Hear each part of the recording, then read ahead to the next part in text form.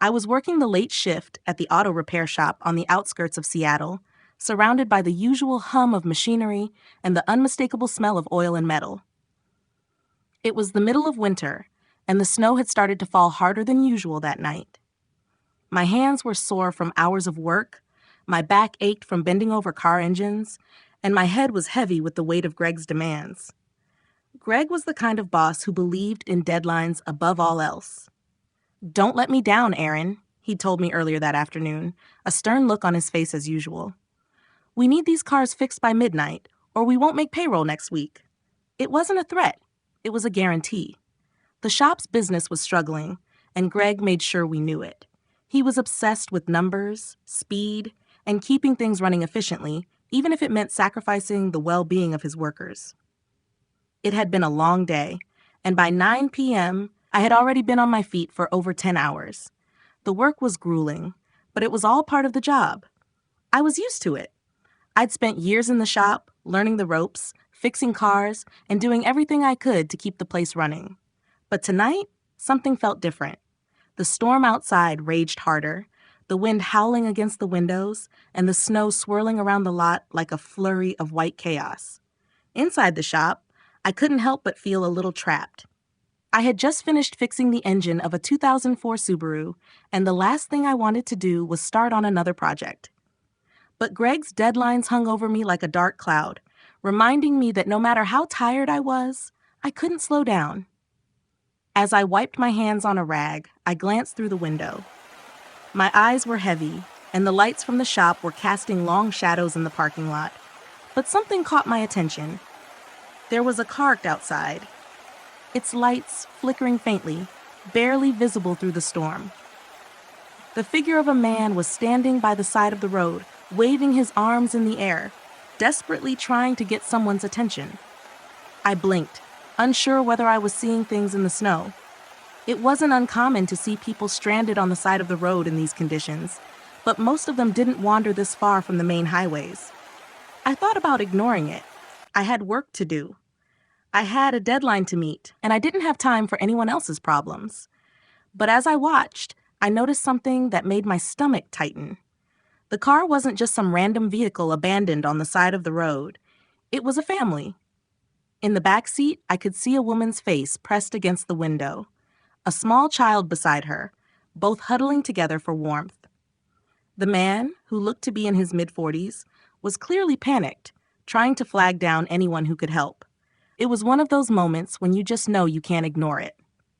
My heart started to race as I realized that if I didn't do something, they might be stuck out there in the storm for hours. They had no way to reach help, and in these conditions, they could easily freeze or worse. I felt a familiar pull in my chest, the part of me that wanted to help, that wanted to do what was right, even if it meant risking my own neck.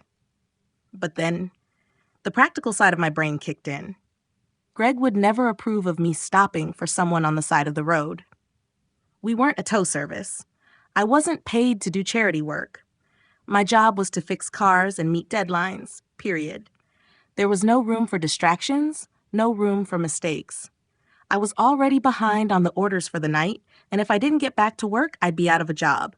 I stood there for a moment, torn between doing the right thing and sticking to my responsibilities. The snow was coming down harder now, the wind howling outside, and I could feel the pressure mounting in my chest. I looked at the clock, 9:30 p.m., and then at the man outside, still waving his arms, still desperate for help. Something inside me clicked. I couldn't just keep working while they were out there, stranded in the cold. I grabbed my jacket, threw on my boots, and picked up my flashlight. As I walked toward the door, the thought crossed my mind that I might lose my job for this. But somehow, it didn't matter. I couldn't just turn my back on them. I opened the door, the wind immediately slapping me in the face as I stepped outside. The cold air hit me like a wall, and I pulled my jacket tighter around my body, squinting through the snow. The man saw me and rushed toward me, his face flushed with relief. "My car's dead," he said, his voice cracking with frustration. "The battery's gone, and I've been trying to get a signal on my phone, but there's no service out here. Please, can you help us?" His eyes were wide with panic, and I could see the worry etched on his face as he glanced over at the car where his wife and kids were still sitting, waiting for something to happen. I didn't have much to say in response. "Get back in your car with your family," I told him. "I'll take a look." As I approached the car, I could feel my mind racing. It wasn't going to be a quick fix. I could tell just by looking that the engine was flooded, the kind of issue that would require a tow truck. But a tow would take hours in this storm, and who knew if one would even make it out here before morning? I thought about the deadline. I thought about Greg's angry face and the weight of my responsibilities. But then I looked back at the car, at the little faces staring at me through the window, and I knew I couldn't leave them out here. "I can't leave you like this," I said. "I'll tow you to a motel down the road. It's about 20 miles, but it's the closest place I know." The man hesitated, clearly reluctant to accept help. He didn't want to inconvenience me, but I could see that he didn't have much choice. The storm was picking up, and they needed help. So, with a resigned sigh, he agreed. I hooked up the tow rope and got the engine running again, slowly driving through the snow, hoping I didn't get stuck along the way. The whole drive felt like a blur. The quiet hum of the truck and the soft crunch of snow under the tires, all I could focus on as I made my way toward the motel. I didn't think about the clock anymore. By the time I finally dropped the family off at the motel, it was well past midnight. The storm hadn't let up, but the glow of the motel's lights felt like a small beacon of warmth in the middle of the frozen night. I unhooked their car, making sure the family had everything they needed before heading inside. David, the man I'd helped, pulled out a crumpled wad of cash from his pocket, his hands shaking as he tried to hand it over. "I don't have much, but please, let me pay you for your time," he said, his voice full of gratitude. His eyes were sincere, and I could tell he meant it. I shook my head, smiling as I gently pushed his hand away. "No charge. Just get your family inside and keep them warm. That's all that matters right now." David seemed surprised but nodded, his relief palpable as he turned to walk inside with his wife and kids. I stood there for a moment, watching them disappear into the warmth of the motel lobby. A sense of relief washed over me, knowing they were safe. But there was another feeling creeping in, one that had been gnawing at me all night, the knowledge that I had just sacrificed my own job for this. The clock on my dashboard blinked 12:30 a.m., and I knew I was in deep trouble. I had just helped a family stranded in the middle of a snowstorm, doing something that felt right on a human level, but now I was about to pay the price professionally. Greg was not the kind of boss to understand these kinds of decisions. He had no tolerance for personal sacrifices, no room for compassion in his management style. All he cared about were numbers and deadlines, and I had just missed one of the most important deadlines of the week. I climbed back into my truck, the weight of the decision settling in my stomach like a heavy stone. The snowstorm was letting up slightly, but the road was still slick, and I had over 20 miles to get back to the shop. I wasn't worried about the drive. I was used to it. But the longer I drove, the more the reality of what I had done began to sink in. Missing the deadline meant serious consequences. Greg wouldn't care about my reasons. He wouldn't care about the family or the storm. He would see only one thing, that I had failed to meet his expectations. And Greg had a way of making sure you knew when you disappointed him. By the time I pulled into the shop at 2:30 a.m., I knew the storm had passed, but the real storm was waiting for me inside. The fluorescent lights buzzed above me as I parked my truck, the sound of the engine shutting off filling the silence. I took a deep breath, bracing myself for what was coming. As soon as I stepped inside, I could hear Greg's voice. It was low, but unmistakably angry. "Aaron, where have you been?" His voice hit me like a cold slap. "Do you know what time it is? We're short on this order now. Do you understand what that means? We're already in a hole, and you've made it worse." I felt the heat rise in my face as I walked over to where Greg was standing, his arms crossed tightly over his chest. His anger was palpable, and I knew this was coming. There was no escaping it now. "I'm sorry, Greg," I said, trying to keep my voice steady. "There was a family stranded out there. Their car broke down, and they needed help. I couldn't just leave them in the storm." Don't try to justify this, he interrupted, his voice rising. You're here to work, Aaron. You're here to meet deadlines, not play hero. You've cost the shop thousands of dollars tonight. We're already running behind, and now I've got to deal with the fallout. You're lucky I don't fire you on the spot. I felt a knot form in my stomach, but I stood there taking it. I wasn't going to argue with him. I knew it wouldn't change anything. Greg didn't care about the reasons. He didn't care about anything other than his bottom line. I could see the fire in his eyes, the way his jaw clenched as he looked at me, waiting for a response. I'll dock your pay for this, Aaron, he said, his voice cold and calculating. And don't think I won't remember this next time. One more mistake like this, and you're gone. Got it?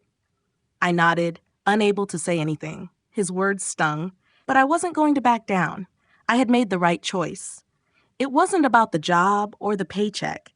It was about doing the right thing when no one was looking. But that didn't make it any easier to face the consequences. Greg turned away, muttering something about needing to make up for the lost time. I stood there for a moment, the weight of his words pressing down on me, but I didn't argue. I couldn't. The reality of the situation was that Greg was the one in control, and if I wanted to keep my job, I had to play by his rules. But something inside me knew I wouldn't have changed a thing. As I grabbed my tools and started cleaning up my work area, I couldn't help but replay the events in my mind. The look of relief on David's face when I told him I would help. The small family bundled up in their car, waiting for something to happen. The moment I knew I couldn't just drive past them. It was the kind of decision that defined who you were as a person. And I knew, deep down, I had done what was right, even if it cost me. The rest of the night passed in a blur. I finished up the repairs on the cars I had started earlier, trying to focus on the work in front of me, but my mind kept drifting back to the storm, to the family, to Greg's angry face. I didn't know what the future held, but I knew one thing for sure. I had made the right choice. I had acted with integrity, and that was something that no one could take away from me. But as I finished up for the night, the reality of the situation set in again. I had missed my deadline. I had lost money for the shop, and I was about to pay the price. I just hoped it wouldn't cost me everything. The next 2 weeks felt like they stretched on forever. Every morning, I would walk into the shop, my shoulders heavy, dreading Greg's cold stares and sharp remarks. The pay docked from that night still stung, but it was the constant tension in the air that wore me down. Greg didn't say much to me after that night, but every time he passed me, I could feel the weight of his disappointment. His eyes, filled with frustration, made it clear he was watching me, waiting for me to mess up again. The days blended together in a haze of car repairs and endless pressure. It felt like I was stuck in a loop of misery, with no way out. I tried my best to push through, to focus on the work and ignore the looming threat that every mistake would push me closer to losing my job. But there were moments when I wondered if it was all worth it. Every time I heard Greg's harsh voice or saw the annoyed looks from the other employees, I questioned whether I should keep going. It wasn't just the pay cut. It was the constant feeling of being undervalued, of being nothing more than a cog in the machine. But in the back of my mind, I kept reminding myself of that family I helped, the relief in their eyes when I pulled up beside them in the storm, the sense of purpose I felt when I made the decision to stop. It had been the right thing to do, and no matter what happened, I wasn't going to let Greg's attitude make me regret it. 2 weeks passed, and just as I was getting used to the unease that had settled into my routine, everything changed. It was a Monday morning when I got the call from the corporate office. I just finished fixing a stubborn brake system on a Honda when my phone buzzed. The number on the screen wasn't familiar, but I answered it anyway. "Is this Aaron Thompson?" A calm voice on the other end asked. "Yes, this is Aaron," I replied, wiping my hands on my work shirt. "This is Carol from the corporate office. We need you to come in for a meeting. It's about an important company matter." My stomach dropped. Meetings with corporate usually meant trouble, especially for employees like me who weren't exactly on the fast track to promotion. I felt a rush of anxiety shoot through me. Was I in trouble again? Was this it?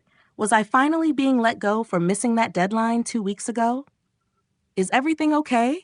I asked, my voice tight with unease. Everything's fine, Carol said, her tone reassuring, but I didn't believe her. Just come in when you can. The meeting's scheduled for 11 a.m. today. I hung up the phone, my mind racing with possibilities. What could this be about? Why would they want to meet with me? I couldn't shake the feeling that it had something to do with Greg. Maybe he had complained about me to corporate, or maybe my mistake had made its way up the chain of command. I tried to push the thoughts aside, but the uncertainty gnawed at me as I finished the repairs on the last car of the morning. At 10:45 a.m., I locked up the shop and climbed into my truck, trying to steady my breathing as I drove to the corporate office.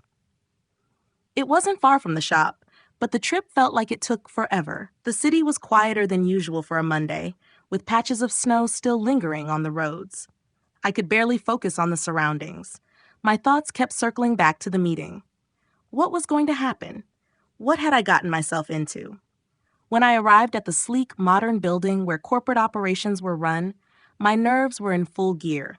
The lobby was pristine, with marble floors and towering glass windows that offered a sweeping view of the city skyline. I was buzzed in, my heart pounding as I made my way to the elevator. The silence in the elevator only made my anxiety worse, each floor adding to the tension building in my chest. The door opened, and I stepped into a brightly lit office area. I was greeted by a receptionist who led me down a hallway to a conference room. As I entered, I was surprised to see a familiar face sitting at the table. It was David, the man I'd helped in the storm 2 weeks ago. He was sitting in a suit, looking calm and composed, a stark contrast to the panicked figure I'd met on the side of the road that night. "Aaron, good to see you again," David said, standing up and offering a firm handshake. My mouth went dry. "David? What's going on?" Please, take a seat," he said, gesturing to the chair across from him. "I wanted to speak with you in person." I sat down slowly, trying to piece together what was happening. Was he here to thank me again for helping him? That didn't seem like a reason for a formal meeting with corporate. My mind raced. David smiled, sensing my confusion. "I've been doing a lot of work with the company since I bought it, and I've been looking into the culture here, particularly in the shops. I've been reviewing reports, speaking to employees, and hearing a lot about the leadership here." He paused, his gaze steady on me. "And Aaron, I wanted to talk to you because I've heard a lot about your integrity, about your willingness to do the right thing, even when no one was looking." I blinked, unsure of what he meant. "You're talking about the storm, right?" David nodded. "Yes, you made a choice that night and it didn't go unnoticed. I've read your reports and I've spoken to Greg, but I think you're the kind of person we need in this company. Someone who values people, not just deadlines." My stomach flipped. I wasn't sure where this conversation was headed, but I could sense something big was about to happen. "Aaron," David continued, "I want you to know that Greg is no longer with the company. I've made some significant changes to the leadership team, and I think it's time to turn things around. That's why I'm offering you the position of operations manager for the shop. You'll be leading the team and implementing new policies to create a better work environment for everyone." I sat there, stunned. I could barely process what he was saying. This wasn't just about the storm anymore. It was about my future. David leaned forward slightly, his voice kind but firm. "You have the skills, Aaron, and you have the character. I'll mentor you through this transition, and I'm confident we can make the company something better. We're going to start focusing on people, not just profits. I believe in you." My heart raced as I tried to absorb his words. From struggling in a dead-end job to being offered a management position, it didn't make sense. But as I looked at David, at the man who had once been a stranger, but now seemed like someone who truly understood what it meant to do the right thing, I knew one thing for sure. This was a chance I couldn't pass up. "I'll do my best," I said, finally finding my voice. "Thank you for this opportunity." David smiled, and for the first time in weeks, I felt like I was finally moving toward something that mattered. The following days felt like a whirlwind. I'd barely had time to process the enormity of what had just happened when I was thrust into the role of operations manager. The moment I left that meeting with David, the weight of the responsibility settled on my shoulders. It was no longer just about fixing cars and meeting quotas. It was about reshaping the culture of the entire shop, changing how we worked and how we treated each other. David had handed me a chance to turn things around, and I was determined not to let him down. I showed up the next morning ready to get started. The shop felt different now. There was a noticeable shift in the atmosphere, though not everyone had warmed to the idea of change just yet. I had to remind myself that these things took time. Greg had been running things with an iron fist, instilling fear in everyone, and I wasn't about to change that overnight. But I was ready to start making the changes that would create a better place to work. The first step was talking to the team. I gathered everyone in the break room, all the mechanics, the front desk staff, and the other technicians. It was a little awkward at first. Everyone was silent, eyes on me, waiting to see what I had to say. I could feel the tension in the room, the skepticism, the doubt. They didn't know me. I was the guy who'd been just another mechanic in the shop a few weeks ago. But I wasn't going to let that stop me. "I know this is unexpected," I started, my voice a little shaky at first. "But I'm not here to be just another boss. I'm here because I believe we can do better than what we've had. We're a team, not just a group of people who punch in and out. And I want to make sure you all feel like you're valued." The room was quiet. I could tell some of them were trying to figure out if I was serious. A few looked skeptical, and one or two of the older mechanics scoffed. I didn't blame them. It had been a long time since anyone had bothered to care about their input. But I wasn't about to let that stop me. "I want to hear from you," I continued. "What's been working? What hasn't? What can we change to make this a place where you want to come to work every day?" The silence that followed was thick, but slowly, a few people started speaking up. It wasn't much at first, just small grumbles about the old management style and how they felt overworked and underappreciated. But it was enough to start the conversation. Slowly, over the course of the meeting, we talked about everything: unrealistic deadlines, the lack of safety protocols, the pressure to rush through repairs. I took notes, listening to every word. I wanted them to feel heard. I wanted them to see that I was different from Greg, that I was willing to listen, to make changes that would benefit everyone. When the meeting ended, I could tell the atmosphere had shifted, even if just a little. There was a sense of cautious hope in the air, something that hadn't been there when Greg had been in charge. People were looking at me differently, like maybe I could make a difference after all. But I knew it wasn't enough to just talk. I needed to show them I meant what I said. The next day, I started implementing some of the changes I had promised. I sat down with the other managers to work on adjusting our scheduling system. We started allowing more time for each repair job, so the team wouldn't feel rushed. I also set up a reward system, offering bonuses for employees who went above and beyond with safety protocols or customer service. It wasn't much, but it was a start. I made sure to personally thank each employee who went the extra mile, whether it was fixing a car ahead of schedule or helping a colleague. The little things mattered, and I wanted to make sure everyone knew they were seen and appreciated. I also worked with the HR department to improve training programs. I knew that to truly change the culture, we needed to invest in the team. We needed to help them grow, both as mechanics and as individuals. I wanted the shop to be a place where people felt like they had opportunities, not just a paycheck.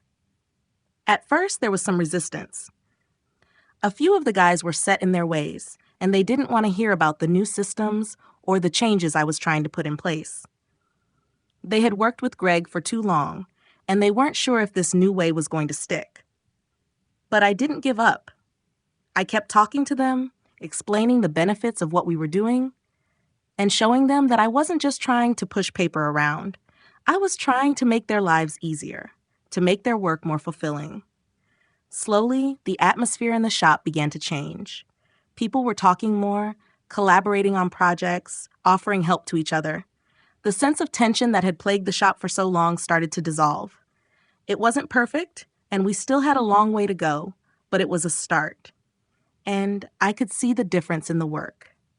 The repairs were done more efficiently, the customers were happier, and there was an energy in the shop that hadn't been there before. David checked in with me often, offering guidance when I needed it. He encouraged me to keep pushing forward, to trust my instincts and stick with the changes I was making. Having him in my corner gave me the confidence I needed to keep going, even when things got tough. There were days when I questioned myself, when the challenges seemed overwhelming, and I wondered if I was really cut out for this role. But every time I doubted, I thought back to the storm, to the family I helped, and I reminded myself why I was doing this. I was doing it for the people who deserved more, for the team who had been overlooked for too long. A few weeks into my new role, things started to feel more natural. The team was working together like never before, and the changes we'd made were starting to show results. We had fewer breakdowns, faster repairs, and most importantly, a happier team. It wasn't all sunshine and rainbows. There were still days when things didn't go as planned, and there were still people who weren't convinced by the changes, but we were getting there. As I walked through the shop one afternoon, watching the team work together, I felt a sense of pride I hadn't known before. This was more than just a job now. It was a mission, a chance to create something better, something that mattered.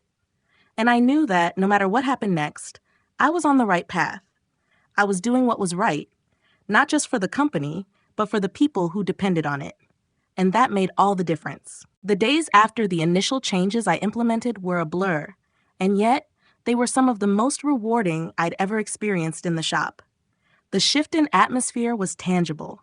It was like the air itself had lightened, as though the weight of Greg's oppressive leadership had lifted. But with that relief came a new pressure, a pressure I had willingly taken on when I accepted the position of operations manager. I wasn't just trying to make things easier for myself or for the people under me. I was committed to building a culture that reflected the values I believed in: respect, kindness, teamwork, and honesty.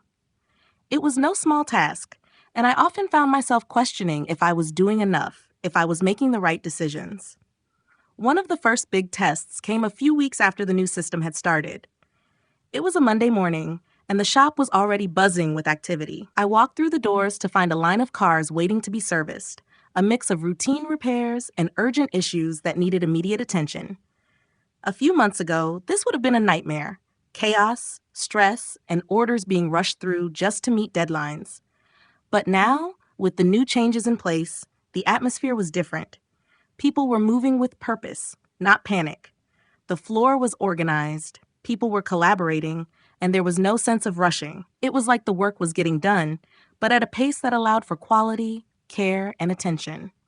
I stood in the middle of the shop, watching the team work, and for the first time since I took on this role, I felt a sense of pride in the progress we'd made. The shop was operating like a well-oiled machine, but one where the people inside it felt valued, not just like tools to get a job done. It was a subtle but crucial difference, and it was already starting to show in the way we were handling customer satisfaction, the feedback we were getting, and the improvements in our safety records. That morning, I had an unexpected visitor. David walked in, looking calm and composed as always. He greeted me with a firm handshake, his eyes scanning the shop with a quiet approval. He didn't say much at first. He didn't need to.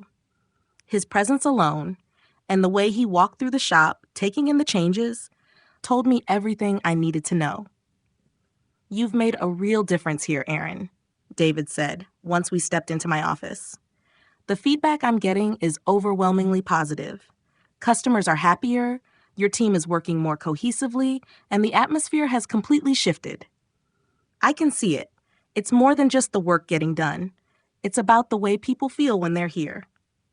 I didn't know what to say at first. I'd been so focused on the internal changes, on the little victories that didn't always get noticed, that hearing David's words felt like a weight being lifted from my shoulders. It wasn't about the praise, but the acknowledgement that we were building something lasting. "Thanks," I said finally, my voice filled with a quiet humility. "But this isn't just me. The team is really pulling together. We've got a long way to go, but it feels like we're finally on the right track." David nodded, his expression thoughtful. "That's exactly what I was hoping for when I brought you on. I wanted someone who believed in the people here, not just the job.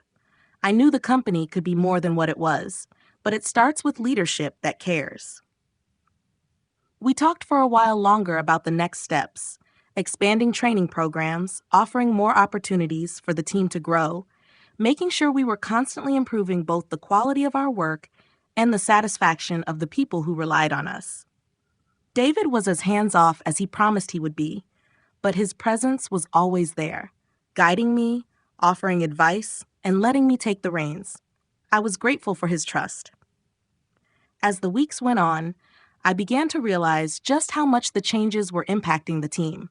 More people started speaking up, offering their input on how to improve things, suggesting new ideas, and sharing their own experiences of what was working and what still needed attention. The sense of ownership that I had hoped for was finally beginning to take root. People were no longer just following orders. They were actively engaged in the process of improving their workplace. One afternoon, I walked through the shop to check on progress. I noticed a few of the guys gathered around a car, talking and laughing as they worked. There was no tension, no frustration. They were collaborating, troubleshooting the issue together. One of the younger mechanics, Jake, turned to me with a grin. "This new system is actually working, Aaron," he said. "I'm not as stressed, and I feel like I'm getting better at my job. It's nice, not having to worry about finishing everything in record time just to make it to the next thing." I couldn't help but smile. "I'm glad to hear that, but remember, it's not just about finishing the job fast. It's about doing it right. Quality over speed, always." Jake nodded, his smile widening. "I get it. I really do." It was moments like these that made me realize just how much we had changed. We weren't just meeting deadlines anymore. We were taking pride in our work. The quality of what we did had improved, and the team was more confident in their abilities. We weren't a group of workers just trying to keep the shop open. We were a team, working together to build something that we could all be proud of. But the changes weren't just limited to the shop floor. Customers were noticing too. Word of mouth spread quickly, and before long, we were getting positive reviews from clients who appreciated the better service, the improved communication, and the overall experience. People were willing to wait a little longer because they knew their cars were in good hands. They felt like we cared about the work we were doing, and that was more valuable than any shortcut or rush job. A month into the new structure, I had my first real test as a manager. A customer came in with a serious issue, a breakdown on the highway that could have been catastrophic if not handled correctly. The car was in bad shape, and the repair was going to take hours longer than usual. Normally, Greg would have pushed for a quick fix to avoid losing time, but I knew that wasn't the right call. I gathered the team, explained the situation, and made it clear that we weren't going to rush the job. "We're going to do this right," I said. "No corners cut. We fix this car properly, or we don't do it at all." There was a moment of hesitation, but then everyone nodded in agreement. We worked together to make the repair, putting in the time and effort needed. By the time the car was ready, it was clear we had made the right choice. The customer was happy, and more importantly, the team had learned that taking pride in our work didn't just make us better mechanics, it made us a better team. As I stood there, watching the team finish the job, I realized how far we had come. The ripple effect of change had spread further than I could have imagined, and for the first time, I felt like I wasn't just managing people, I was leading them. Together, we were building something stronger than the sum of its parts, and that was worth every challenge we'd faced along the way. The months after that pivotal first month as operations manager flew by. The progress we had made felt steady, but not without its challenges. With each day, I became more comfortable in my role. The team was settling into the new rhythm, and the atmosphere in the shop had transformed. It was no longer just about getting the job done. It was about taking pride in the work, working together, and building something that would last. We weren't just employees. We were collaborators, each with a stake in the success of the shop. But as with any major shift, there were bumps along the way. Not everyone embraced the changes as quickly as I had hoped. And I knew that leadership wasn't just about guiding the team when things were going well. It was about navigating the rough patches, handling disagreements, and maintaining momentum when the pressure started to mount. There were days when I felt the weight of responsibility more than others, especially when things didn't go according to plan. One of the biggest tests came when we were facing a backlog of orders. The shop had been hit with an unusually high volume of repairs, and despite the improvements we'd made, we were falling behind. The pressure was building. Customers were getting impatient, the phones were ringing nonstop, and the team was starting to feel the strain. For the first time since I took on this role, I was worried that we might not meet our deadlines, and that old fear, the one I'd worked so hard to push aside, began creeping back into my thoughts. Would Greg's way of running things have been faster? Was I failing the team by not pushing harder, by focusing too much on quality and not enough on speed? It was a Monday morning when I called the team together. The weight of the situation settled in my chest as I saw the tired expressions on their faces. The usual camaraderie had been replaced by tension, and I could sense the collective frustration. People were tired, stressed, and starting to question whether we could keep up the new pace we had set. I knew I had to address it before things got worse. "All right, everyone," I began, trying to keep my voice steady. "I know we're falling behind. I know things are stressful right now, but we're not going to give up on what we've built.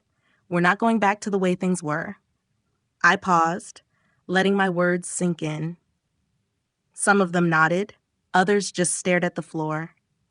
The silence was deafening. It was the moment of truth. Either I would get through to them and keep them on track, or the tension would boil over and the whole thing would unravel. "I've seen what we can do when we work together," I continued. "We've built something special here, and I'm not willing to let it go. So we're going to prioritize and make a plan. We're going to get through this, but we're going to do it the right way. We're going to communicate better, work smarter, and look out for each other. We've made mistakes before, but we've learned from them. This time, we're going to take it step by step, Pet, and do it the right way." There was a long pause before Jake, one of the younger mechanics, spoke up. "You're right, Aaron," he said, his voice quiet but firm. "We've been pushing too hard, trying to do everything at once. Maybe we just need to slow down a little, focus on what we can control." It was exactly what I needed to hear. Jake was one of the younger guys who had been struggling with the workload, and to hear him acknowledge that we needed to refocus was a sign that the team was beginning to understand what we were really aiming for. It wasn't about doing everything fast or cutting corners. It was about doing it well and supporting each other through the tough times. "We'll rework the schedule," I said, feeling a renewed sense of determination. "We'll prioritize the most urgent repairs, but we won't sacrifice quality. And we'll make sure we're all communicating so no one feels overwhelmed. We're a team, and we do this together." I could see the shift in the room. The tension was still there, but there was also a spark of understanding, of mutual respect. Everyone knew the road ahead wouldn't be easy, but I could feel the energy begin to build again. We had a plan, and we were going to tackle it together. The rest of the day was a blur of activity. We divided the tasks more efficiently, reassigned some jobs to people who had the bandwidth, and focused on clear communication. The mood in the shop lifted, and for the first time in a while, I saw the team working with a renewed sense of purpose. It wasn't just about meeting deadlines, it was about being there for each other, about making sure we all had each other's backs when things got tough. By the end of the week, we had cleared the backlog. We weren't ahead, but we had caught up, and that felt like a victory. Customers were happy, the team was in good spirits, and the shop was operating smoothly again. It was a hard week, but it was also a reminder of what we had built. We weren't just surviving, we were thriving, even in the face of adversity. But as I stood in the shop that evening, watching the team wrap up for the night, I realized something important. Leadership wasn't about being the best at everything. It wasn't about having all the answers or being perfect. It was about being there for the team when they needed guidance, about showing them that even in the hardest moments, we could make it through if we stuck together. It was about leading by example, showing that I trusted them, that I believed in them. And as I watched the team laugh and joke with each other as they cleaned up, I felt a sense of pride that went beyond the repairs we had made. It wasn't just the work that mattered. It was how we did it, how we supported each other, and how we had built something we could all be proud of. For the first time in a long time, I knew I was doing the right thing. I wasn't just fixing cars, I was helping to build something that mattered, and that was more important than anything else. The following months felt like a balancing act, a careful dance between maintaining the progress we had made and continuing to push the team to grow. I had learned that leadership wasn't always about making bold moves or quick decisions. Sometimes it was about patience, consistency, and showing up for the team day after day, especially when things were tough. And trust me, there were plenty of tough days. By now, the shop was in a better place. The atmosphere had completely shifted from the chaotic, high-pressure environment I had walked into to one where people felt respected, valued, and supported. The mechanics were more confident in their work, the office staff was happier, and customers were consistently giving positive feedback. But there were still challenges, and I knew that leadership wasn't about avoiding those challenges. It was about facing them head-on and making sure the team didn't lose sight of what we had built. The test came in the form of a big project that came through the shop, an important contract that would bring in a significant amount of business, but also put immense pressure on the team to perform at a higher level. It was a rare opportunity, and I couldn't afford to let it slip through our fingers. But at the same time, I knew that I had to be careful not to push the team too hard, to keep the focus on quality over speed, and to ensure that the pressure didn't break the foundation we had worked so hard to build. The first few days of the project were intense. The scope of the work was bigger than anything we'd done in the past, and the clock was ticking. As much as I wanted to believe the team could handle it, I could feel the stress creeping in. There were a few signs, the little mistakes, the sharp exchanges between staff, the tension in the air. It was all building up, and I knew I had to address it before it spiraled out of control. I called an impromptu meeting in the break room one afternoon. Everyone gathered around, their faces worn from long hours and hard work. I stood in front of them, taking a deep breath, and tried to find the right words. "Look," I started, trying to steady my voice. "I know things are getting hectic. This project is a big deal, and we're all feeling the pressure. But I don't want us to lose sight of what we've been building here. We've worked hard to create a shop where quality matters, where we look out for each other, and where we don't cut corners just to meet a deadline." I could see the exhaustion in their eyes, the weight of the workload on their shoulders. But there was something else there too, something that hadn't been there before. Trust. They trusted me to lead them, and I could feel that trust in the room. That meant everything to me. "We're going to get through this, but we're going to do it together. I don't want anyone pushing themselves beyond their limit. If you're struggling, speak up. We're a team and we support each other. I'm not going to sacrifice what we've built for a quick win. We do this right, or we don't do it at all." There was a long pause. The team was quiet, but I could see the weight lifting off their shoulders. It wasn't just the reassurance that they needed. It was the reminder that I was still there for them, that I hadn't forgotten the core values we had worked so hard to establish. "Let's take this one step at a time," I continued, my voice firm. "We've got this." The meeting ended, and I could tell the atmosphere in the shop had shifted. There was still work to do, and the pressure was still on, but the team was more focused. We had a plan, and more importantly, we had each other's backs. The next few days were grueling, but we managed to keep the momentum going. We communicated better, took breaks when needed, and ensured that everyone knew their role in the project. It wasn't perfect, but it was progress. And the work we did was exceptional. Each car that came through was treated with care, each repair done with precision, and the team operated like a well-oiled machine. When we finally completed the project, it felt like a victory, not just because we had met the deadline, but because we had done it without sacrificing the quality of our work. We had made it through the pressure without breaking the trust we had built with each other. That evening, as I watched the team clean up and wrap up for the day, I felt a sense of pride that went beyond just finishing a big job. We had faced a real challenge, one that tested our limits, and we had come out the other side stronger. The tension that had been in the air just a few days earlier had dissipated, replaced by a sense of accomplishment and relief. We had pulled together, and we had proven that we could handle whatever came our way. As I walked through the shop, stopping to chat with a few of the mechanics, I realized how far we had come. I thought back to the early days, when I had walked into this shop, unsure of my ability to lead, unsure if I could make a difference. And now, here we were, a team that had faced one of its biggest challenges and emerged stronger because of it. I couldn't help but smile. We weren't perfect, but we were a team that cared, a team that supported each other, and a team that was built on trust and respect. We had come a long way, and the road ahead still had its challenges, but I knew we could face anything as long as we stuck together. And that's what leadership was really about.